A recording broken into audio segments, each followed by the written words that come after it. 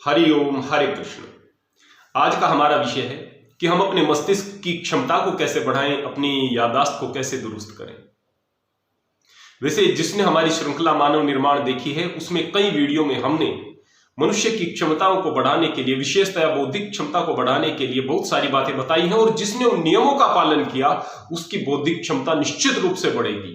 लेकिन फिर भी हमारे एक दर्शक रवि धाकड़ बार बार प्रार्थना कर रहे थे कि मैं स्पेशल इस विषय पर एक वीडियो लेकर के आऊं। वास्तव में परीक्षा नजदीक आ रही है तो सभी विद्यार्थियों के लिए यह बहुत उपयोगी साबित होगी आज की हमारी यह वीडियो, और हर उस व्यक्ति के लिए जो अपने मस्तिष्क पर काम करना चाहता है उसके लिए यह महत्वपूर्ण साबित होगी। तो सबसे पहले हम इस बात की तरफ ध्यान दें कि क्या हमारी मस्तिष्क की क्षमता कम होती है इसलिए हम चीजों को याद नहीं कर पाते। इस बात में कोई शक नहीं, कुछ लोग ज्यादा प्रतिभाशाली होते हैं, कुछ लोगों में प्रतिभा कम होती है। लेकिन विज्ञान तो यह भी कहता है कि हम अपने मस्तिष्क का अधिकतम 10% ही प्रयोग कर पाते हैं। 10% भी कोई कोई कर पाता है, अर्थात हम अपने मस्तिष्क का पूरा प्रयोग कर ही नहीं पाते। यदि आपकी यह शिकायत है कि आप में मस्तिष्क जो है, आपके मस्तिष्क में क्षमता कम है और दूसरे व्यक्ति की मस्तिष्क की क्षमता ज्यादा है, तो आप ऐसा भी तो सोच सकते हैं कि यदि वह 10% प्रयोग कर रहा है तो आप अपने का 15% प्रयोग कर लें। अभी भी आपके पास में उतना मस्तिष्क है कि उसका यदि भरपूर प्रयोग करेंगे तो बहुत कुछ कर सकते हैं। इस बात को विज्ञान भी मानता है और यह बात वास्तव में सत्य भी है। हम जीवन में देखते हैं, गांव में देखें तो किसान है, एक जैसी जमीन बराबर बराबर में दो किसानों के पास में है। एक किसान बड़ी अच्छी फसल उगाता है, दूसरे किसान की फसल अच्छी नहीं होती। जमीन वही है, मौसम वही है, वातावरण वही है। एक ने मेहनत की तो अच्छे से उग गई, दूसरे ने मेहनत नहीं की। एक काम करने का ढंग को जानता था, दूसरा नहीं जानता था।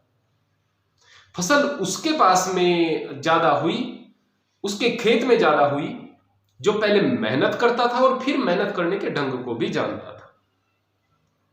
तो ठीक ऐसे ही है, यदि हम अपने मस्तिष्क की क्षमता को बढ़ाना चाहते हैं तो मस्तिष्क को सही तरीके से प्रयोग करना सीखना पड़ेगा और इस बात को भी जानना पड़ेगा कि केवल दिमाग से काम नहीं चलता, एक ऊर्जा चाहिए होती है, आंतरिक ऊर्जा। अगर अंदर आपकी ऊर्जा है तो मस्तिष्क बेहतर तरीके से काम करता है। ऊर्जा किस तरीके से विस्तृत होती है? प्रेम से विस्तृत होती है, प्रसन्नता से विस्तृत होती है। सिकुड़ती कहां पर है? सिकुड़ती है भय से, सिकुड़ती है क्रोध से, आसक्ति से। इन चीजों से सिकुड़ जाती है आपकी ऊर्जा। हम अक्सर देखते हैं कि एक व्यक्ति, हम उसे आवाज दें, उसे सुनता नहीं, कहेंगे कि कहां खोए हुए हो, जबकि उसके बराबर में बैठा हुआ व्यक्ति सुन रहा है, उस व्यक्ति को सुनाई नहीं दिया। हमने क्या कहा कि कहां खोए हुए हो? खोया कहां है? सामने बैठा हुआ है, लेकिन वास्तव में खोया हुआ है किन चीजों में? मानसिक तौर पर वो वहां उपस्थित था ही नहीं जहां पर वह शारीरिक तौर पर बैठा हुआ था। मानसिक तौर पर वह कहीं और गया हुआ था। कहां गया हुआ था? या तो वो परेशान था और उसका मन उस परेशानी में उलझा हुआ था, दुखी था बहुत ज्यादा, या फिर वो किसी चीज से आसक्त है, उस चीज में उसका ध्यान था।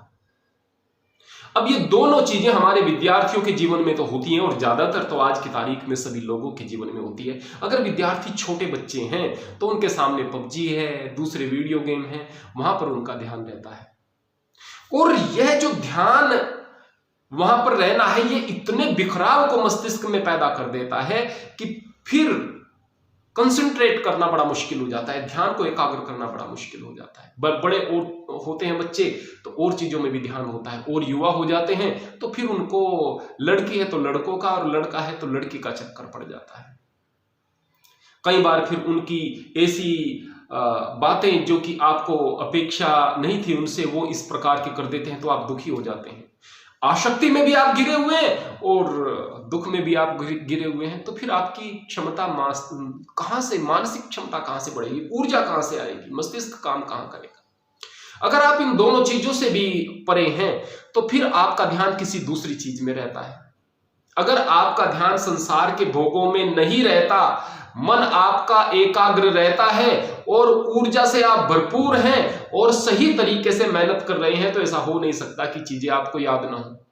आप अपने मस्तिष्क पर प्रयोग करके देखिएगा। एक अच्छी फिल्म जो कि आपको पसंद है उसको देखिएगा, अगले दिन आप उसकी पूरी स्टोरी बिल्कुल बढ़िया तरीके से बता सकते हैं।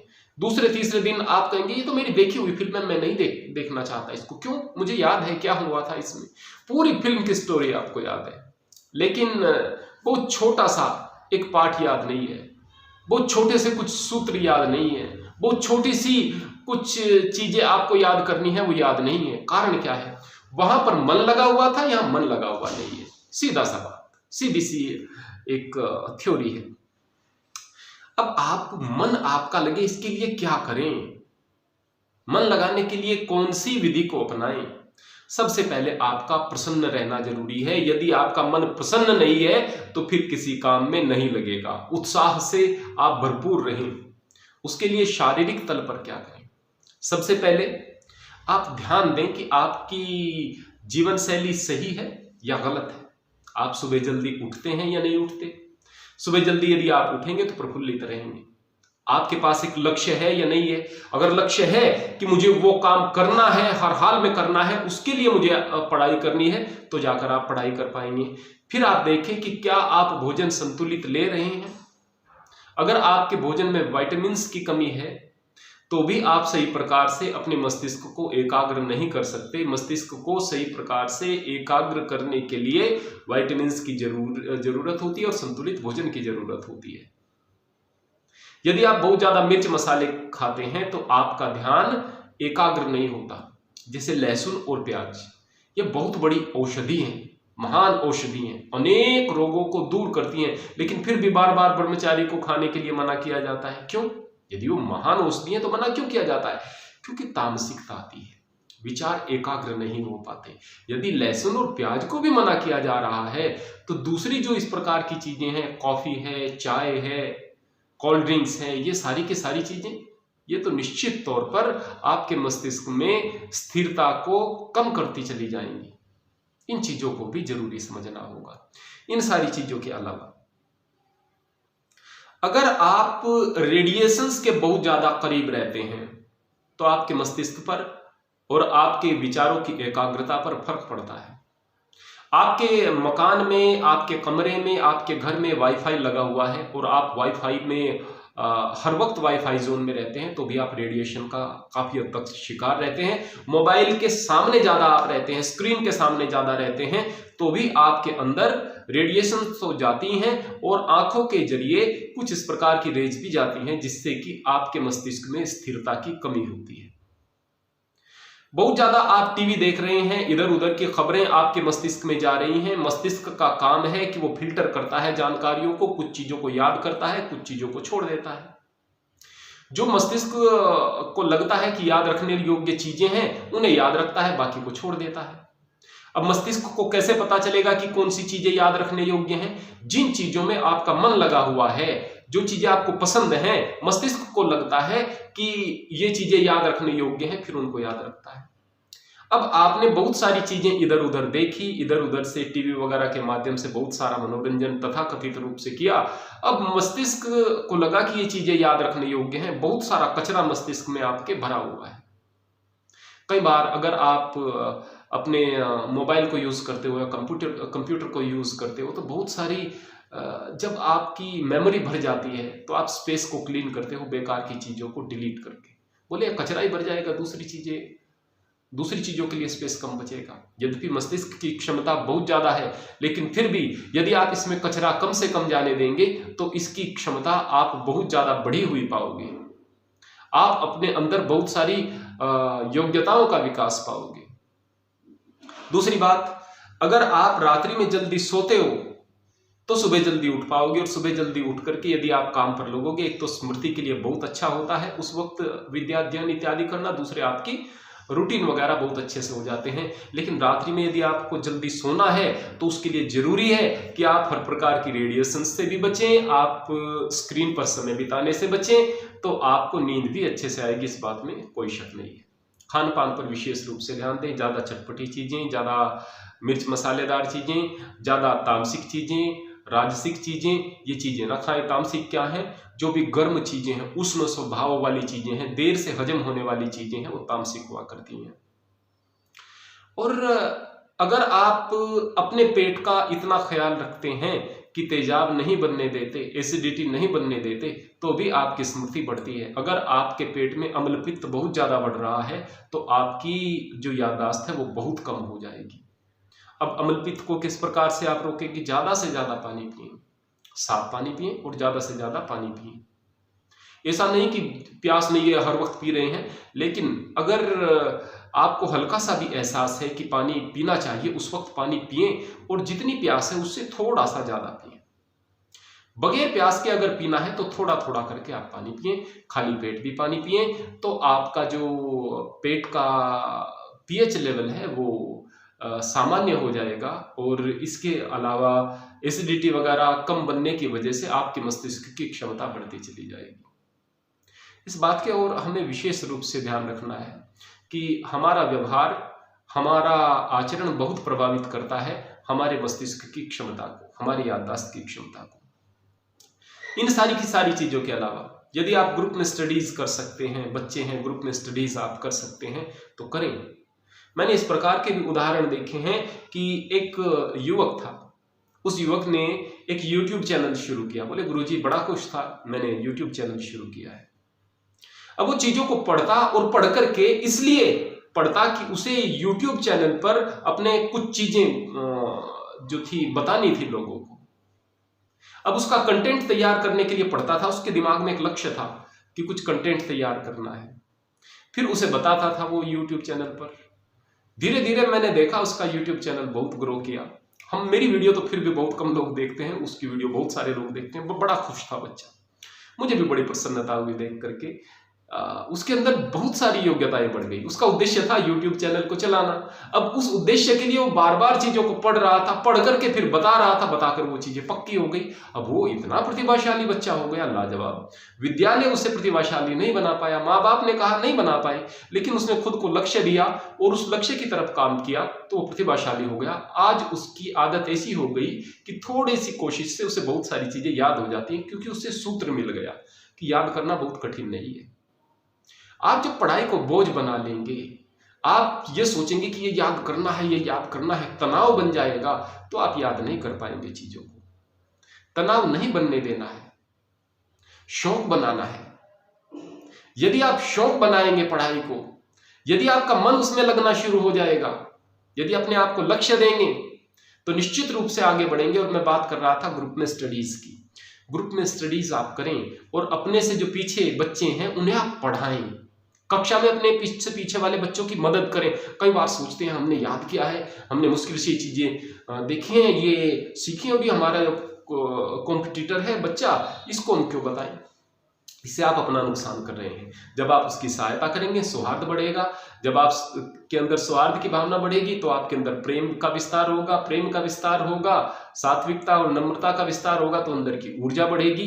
आप जब रिपीट करेंगे चीजों को, उन्हें सामने वालों को समझाएंगे, तो जाहिर सी बात है आपकी वो चीजें पक्की हो जाएंगी। किसी भी चीज को पक्का करने के लिए सबसे महत्वपूर्ण सूत्र होता है कि आप उस चीज के शिक्षक बन जाएं।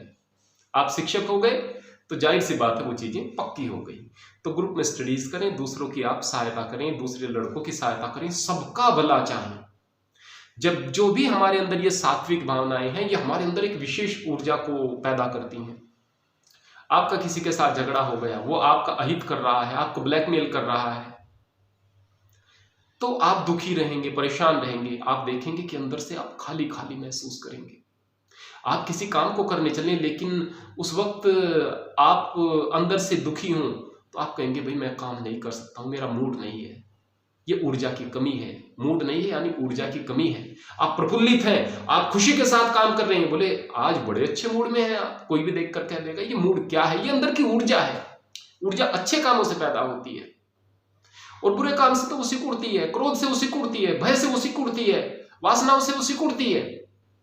इस बात को आप ध्यान में रखें कि जितने भी बुरे काम हैं वो हमें आकर्षित करते हैं, उनके अंदर हमें स्वाद दिखाई देता है, और उस स्वाद के चक्कर में हम उन चीज़ों में पड़ जाते हैं, हम अपना अनेक प्रकार का नुकसान कर लेते हैं। तो जाहिर सी बात है उसके पश्चात फिर हमारी स्मृति कम होती चली जाती है। तो अंततोगत्वा हम कुछ चीज़ों पर ध्यान दें, किन किन चीज़ों से हमारी स्मृति कम होती है। सबसे पहले क्रोध से कम होगी, दूसरे भय से कम होगी, तीसरे हमारी गंदी आदतों से हमारी स्मृति कम होगी, चौथे देर तक जागने से और देर तक सोने से रात्रि में हमारी स्मृति कम होगी, नींद कम लेने से हमारी स्मृति कम होगी, पोषक तत्वों से भरपूर अगर भोजन हम नहीं ले रहे तो भी हमारी स्मृति कम होगी, तामसिक ज़्यादा मिर्च मसाले वाला भोजन हम ले रहे हैं, गरिष्ठ ज़्यादा राजसिक भोजन ले रहे हैं तो हमारी स्मृति कम होगी, एसिडिटी हमारी ज़्यादा बढ़ी हुई है तो भी हमारी स्मृति कम होगी, याददाश्त कम होगी, हमारा परिवेश बहुत बढ़िया नहीं है तो भी हमारी स्मृति कम होगी, हम चीज़ों को दोहराते नहीं हैं तो भी हमारी स्मृति कम होगी, अगर हम कोई भी ऐसा काम करते हैं जिससे कि हमारे मन में हीन भावना हो कि भाई हमने ये काम क्यों कर दिया। बुरी आदतों में जब लड़का या लड़की पड़ जाते हैं तो बुरे कार्यों को करने के बाद मन में हीन भावना आती है, मैंने ये काम क्यों कर दिया, ये मुझे नहीं करना चाहिए था। तो ये हीन भावना आपकी स्मृति को भी कम कर देगा, मस्तिष्क की क्षमता को भी कम कर देगा। तो इस प्रकार से इन चीज़ों से आपकी स्मृति कम होगी, याददाश्त कम होगी, मस्तिष्क कम होगा।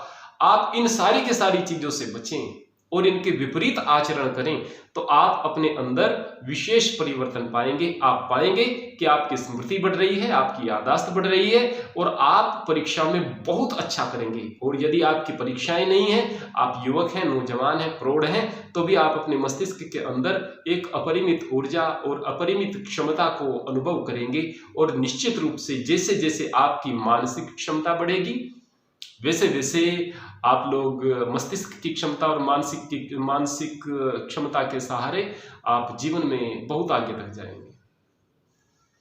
हरि ओम, हरे कृष्ण।